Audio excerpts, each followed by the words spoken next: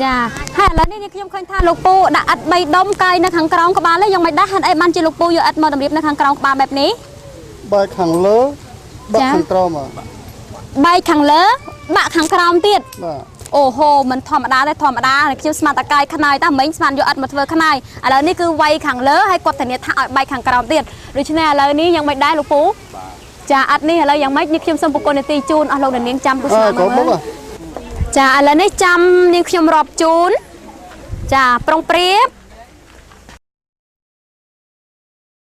2 3ចាសូមសម្លេងស្វាគមន៍មួយ